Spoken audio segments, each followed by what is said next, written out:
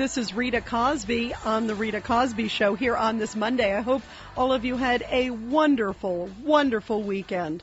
You know, in the Rose Garden, and this was expected, the president came out and he unveiled his plan to reduce the deficit by $3 trillion over 10 years. Already his Treasury Secretary Tim Geithner is coming out and saying that this is a fair plan with modest changes. But guess what? Certainly not everybody agrees.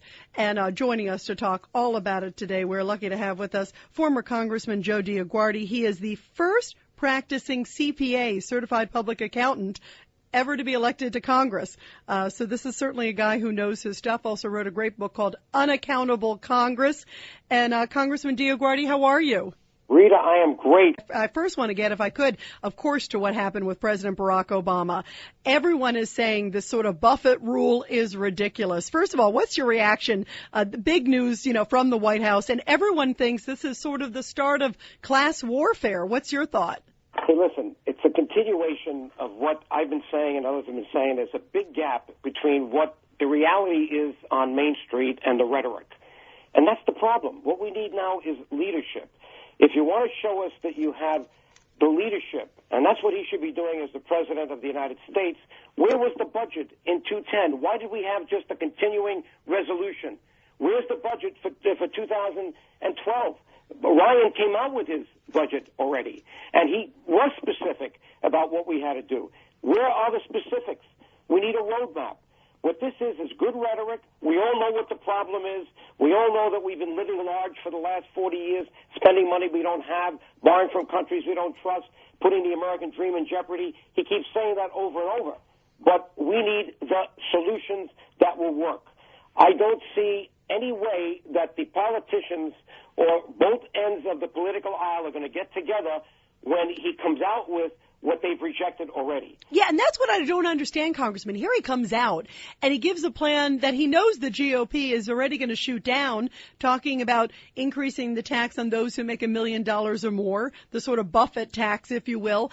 Is it all political posturing? Is he doing this knowing that, okay, by the time they bring it up and by the time it goes into place, all these things, and then the GOP shoots it down, then he can use it as a campaign swing saying, well, the GOP is only protecting millionaires. Is it a political strategy? This is what's happening, and this is unfortunate because we're holding the country hostage to another election, and this is not going to work to rebuild this great country and to keep it number one, its primacy as the number one economic power in the world. And this is what's gotten me sick about the electoral process. Do you feel the president's it's all sort of a political game and that he knows, why pitch something that is not going to be passed by Congress? He knows the House is going to go forget it. And if it, what he said sounded good again. Most people on Main Street will say, oh boy, this sounds like, what the real problems are, and it sounds like he's got his arms around it, but he doesn't. It sounds like he does, but he doesn't. And we've seen that by his actions. And let's play, this is cut number 4. This is the president earlier today. I just want to play a little bit more of the president in the Rose Garden. We can't just cut our way out of this hole. It's going to take a balanced approach.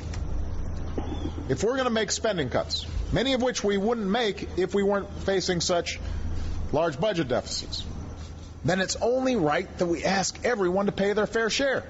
What do you say to that, Congressman, when he says, okay, well, millionaires should be paying more? I say put out a real budget that we can see and not give us another speech. And this is the problem we've got. Certainly there's got to be shared responsibility. But when you have an economy that is in the tank like we have, people talking about already we may be in a double dip or getting close to it, and Lord knows it could be worse.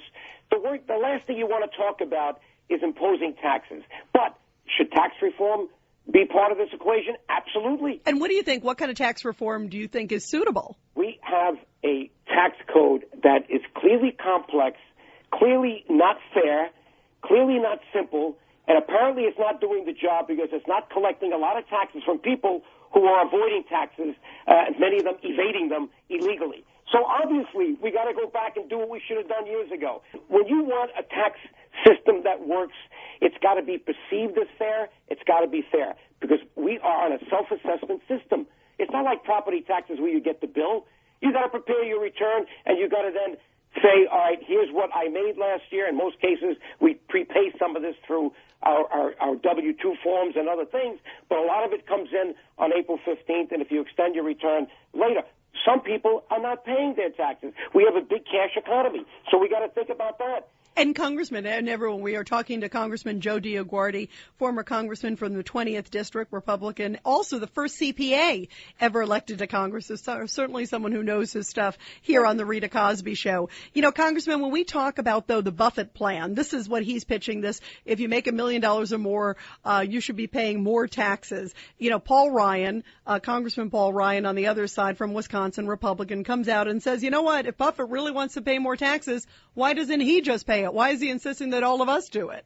That's a good point. I mean, you know, this is a great country of volunteers, and if people feel that they don't need, you know, the entitlements, they can give them back. If people feel that they're not being taxed enough, they can do the same. But clearly there's a need to look at the overall tax system to be sure it's treating everybody fairly, and that's the problem.